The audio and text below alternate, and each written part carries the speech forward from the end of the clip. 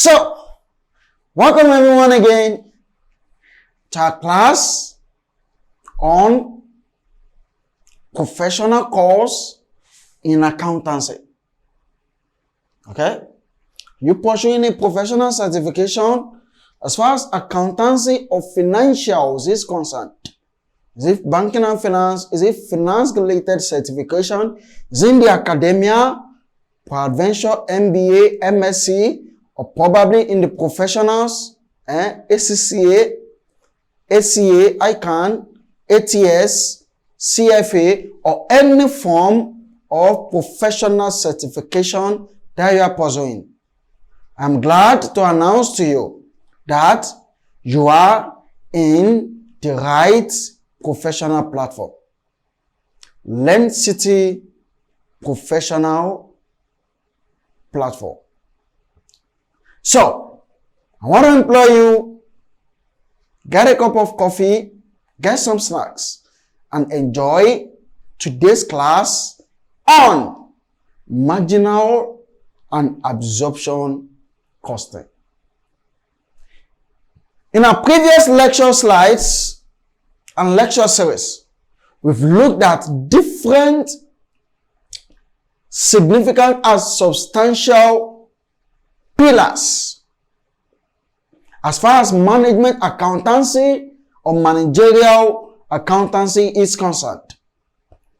We've looked at topics that are inevitable, topics like cost volume, profit analysis, where we look at different subsets. Under this, I will talk about the margin of safety, the formulas as regarding break-even points.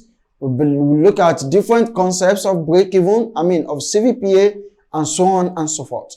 Also, we've been able to look at substantial topics like capital budgeting and investment appraisal. Are you actually not in the classes wherein all these topics are explicitly addressed? I want to say that you are missing out a lot. So that you are not going to miss out, and they want to visit our website, LearnCity, or our YouTube channel on these previous lecture slides. So today, we'll be looking at a very germane topic in cost and management accounting named marginal costing and absorption costing. I'd like us to quickly run through the learning outcome sections that we are going to be looking at under this lecture episode. We'll be looking at the concept of marginal and absorption costing. We'll be looking at the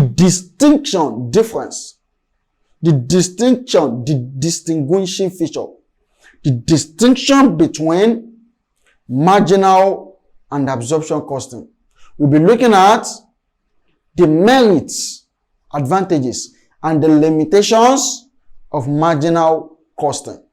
We'll also be looking at the principle of relevant cost and relevant revenue.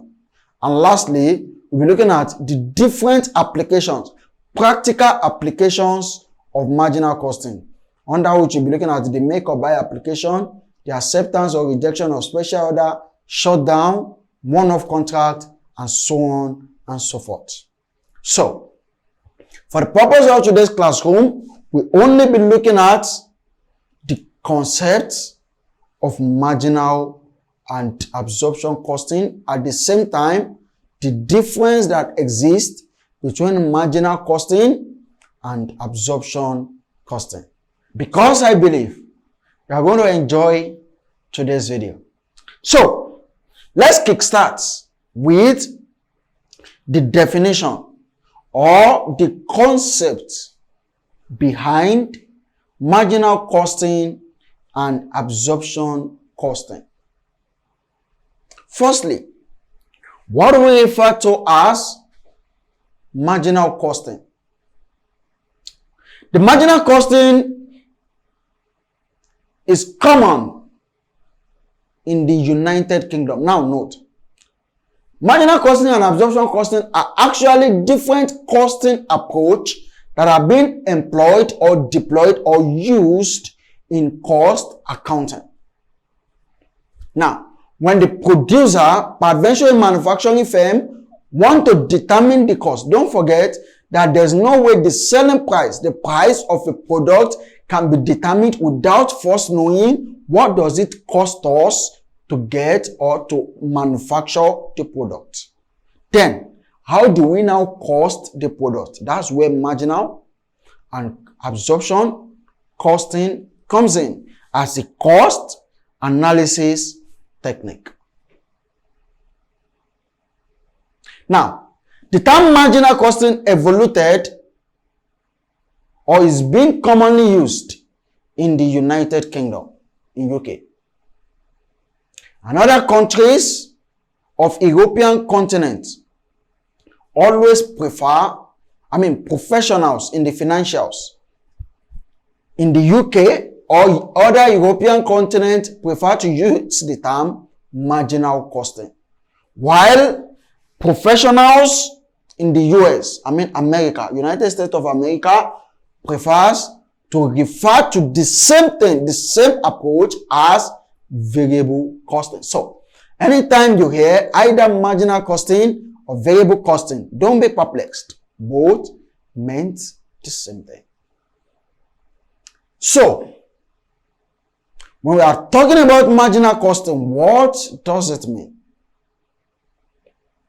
Marginal costing is derived, is connoted, is coined from the term margin.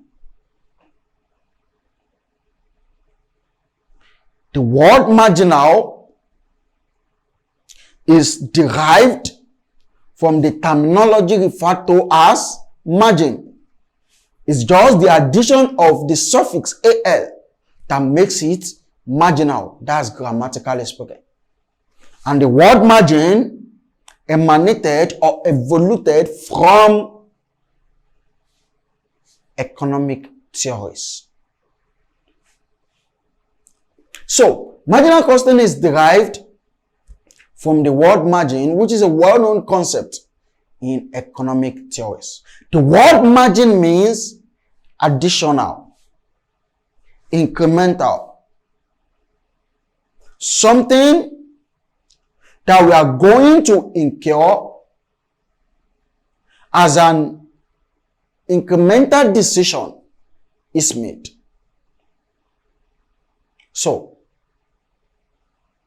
the word marginal cost is the cost that will be incurred as a result of an additional level of output or additional production unit. So, when the firm decide to produce a unit more, the cost that will be incurred directly as a result of that one unit more produced is what we refer to as marginal costing. Therefore, marginal costing is therefore about costing an additional product or service on its merit without relating it to the general cost being incurred by the producer in the course of the production process.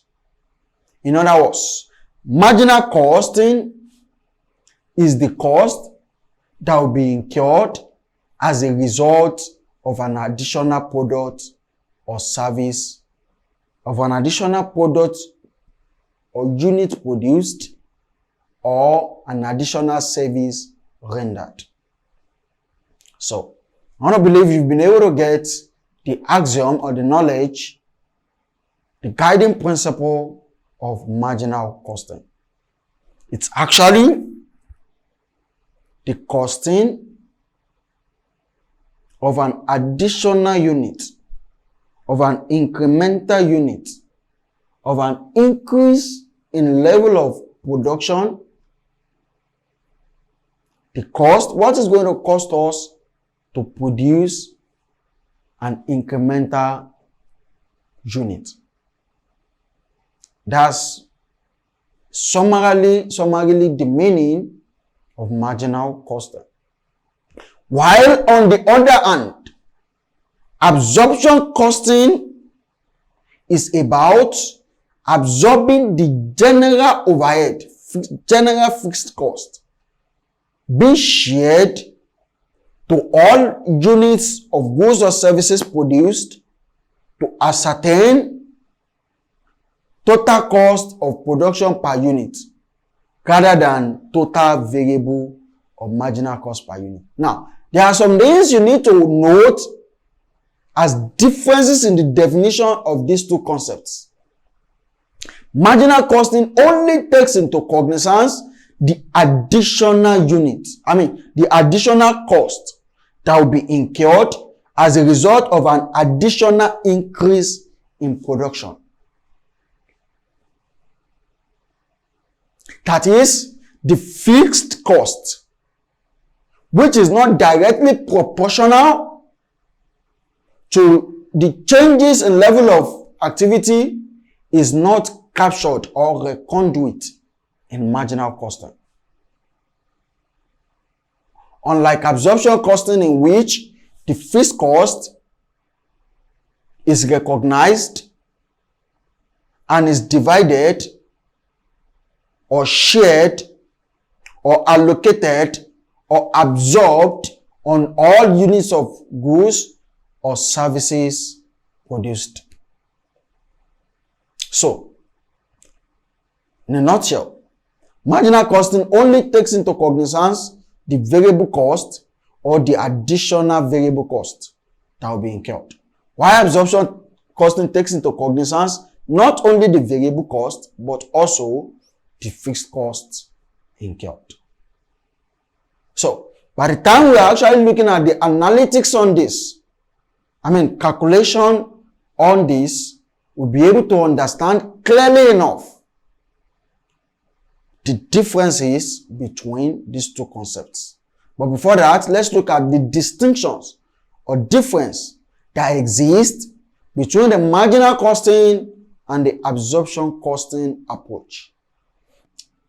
So, conclusively, absorption costing, therefore, is about costing a product or service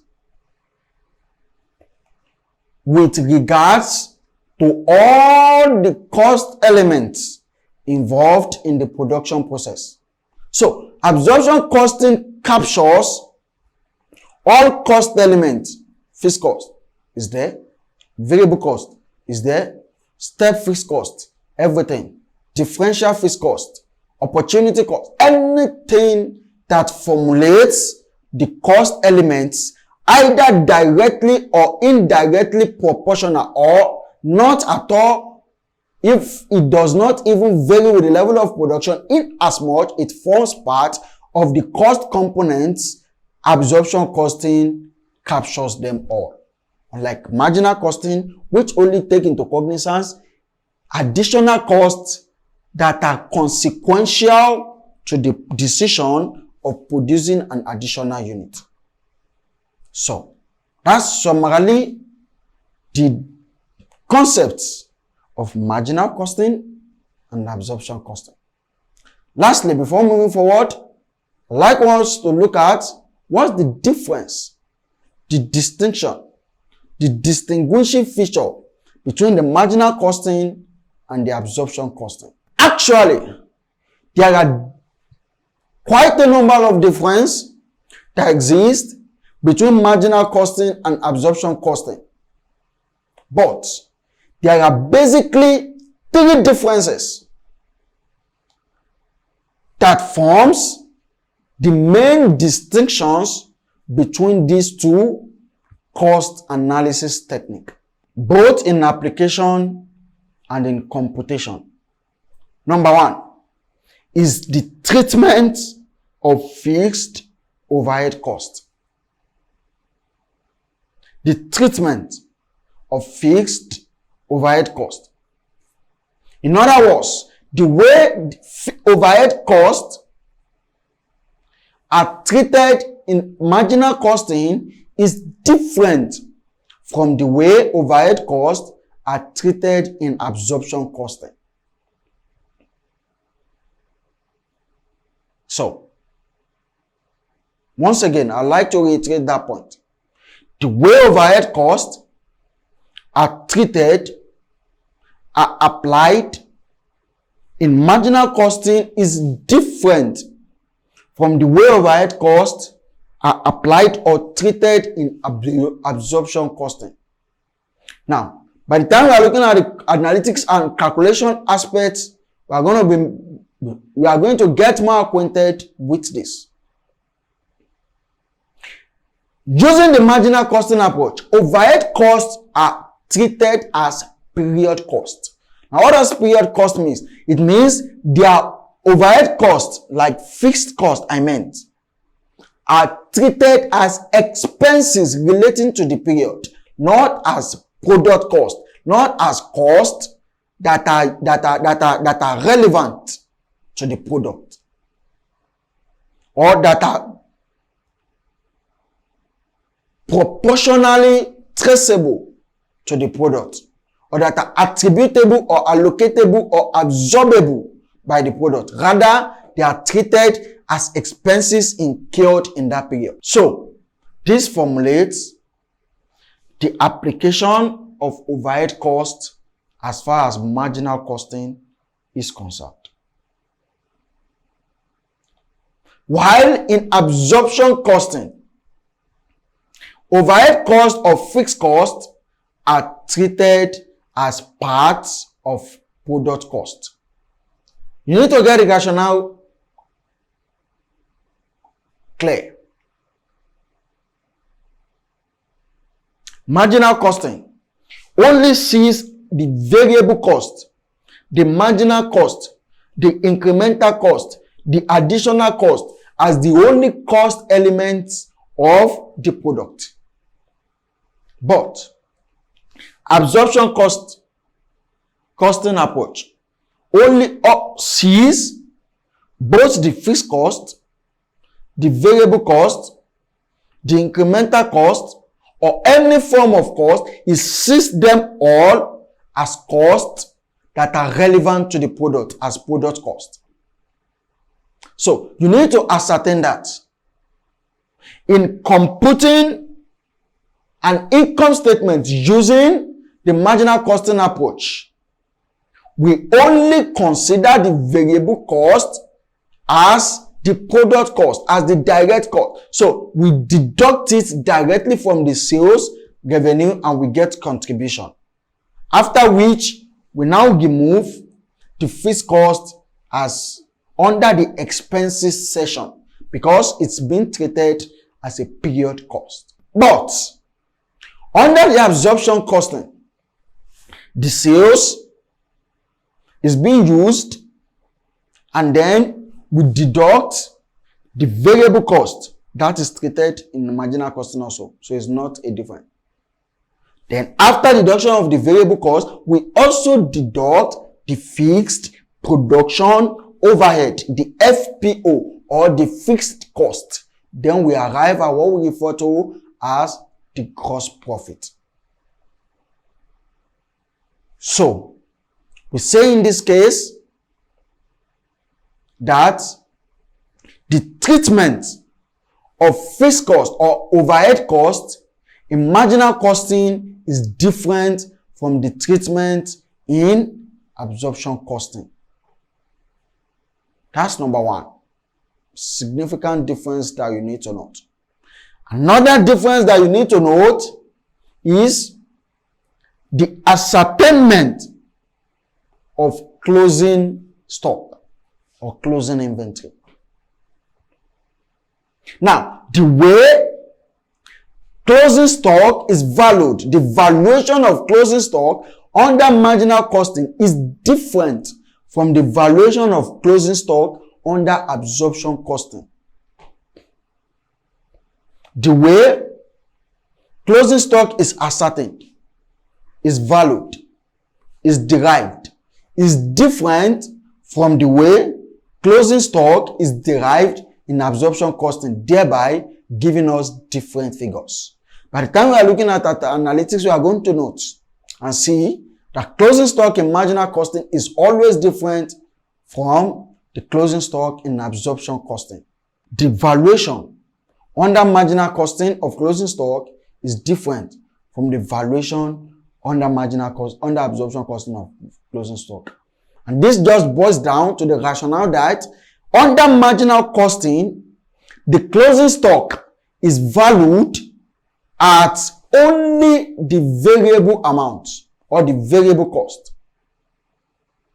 While under the absorption costing, the value of the closing stock is presumed to be the addition of the variable cost and the fixed cost.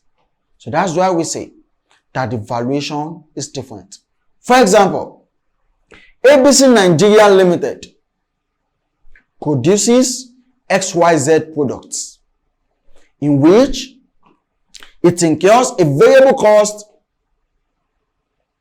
of 5 naira per unit and a fixed overhead or fixed cost of 50,000 naira. So, if the level of activity in January 2000X1 is 5,000 units, how will the closing stock be valued under marginal costing and absorption costing approach? This is it. For marginal costing is straightforward. The closing stock is only valued at the variable element, the variable cost, which is what? 5 naira per unit. So the closing stock is going to be valued at 5 naira per unit. But under the absorption costing,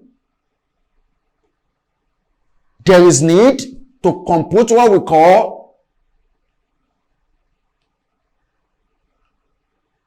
the overhead absorption rate, which we refer to as the OAR. And OAR is the budgeted fixed cost or the budgeted overhead divided by the budgeted level of activity. In other words, the budgeted overhead, which is our fixed cost of 50,000 naira, divided by budgeted level of activity of 5,000 units. So we have an OAR of what? Of 10 naira per unit. So in other words, our fixed cost is 10 naira per unit. So the closing stock or closing inventory under the absorption costing method will be the summation of the variable cost of 5 naira plus the fixed cost of 10 naira. So we have a closing stock of 15 naira. Can you see the difference? Closing stock under marginal costing, 5 naira. Closing stock under absorption costing, 15 naira. So the valuation is different. Now we get to know this in our subsequent class. We are looking at workings and calculations. Lastly, another difference is the profit ascertainment. The procedure in which profit is ascertained under marginal costing is different from the procedure in which profit is ascertained under absorption costing, thereby leading to different profit amount generated. Actually, at the end of the day, there's what we call profit reconciliation statement that is always made to reconcile both the marginal and the absorption costing together. So, what does this entails? Don't forget, in marginal costing, I mentioned earlier on that there's nothing like gross profit. Rather, we have contribution. After the sales revenue, we less the variable cost. So what we have is the contribution. Then after that, we remove all expenses of which fixed cost or overhead cost forms part. So after we remove the expenses, then we arrive at our net profit. As against absorption costing, which is sales or revenue, minus variable cost minus fixed cost. Don't forget that the opening stock and the closing stock will be valued at both fixed and variable cost. So minus all this, then we arrive at our gross profit, after which we now remove our expenses for the period. For example, selling and administrative expenses, commission receivable or payable expenses, and every other form of period cost expenses will then be removed from the gross profit to get the net profit. I believe you're able to understand and infer some basic points on the distinctions between marginal and absorption costing, as well as the concept of marginal costing and absorption costing. So, don't miss the next video where we'll be looking at a series on the merits and the limitation of marginal costing, and then the relevant cost and relevant revenue principle. Thank you and God bless.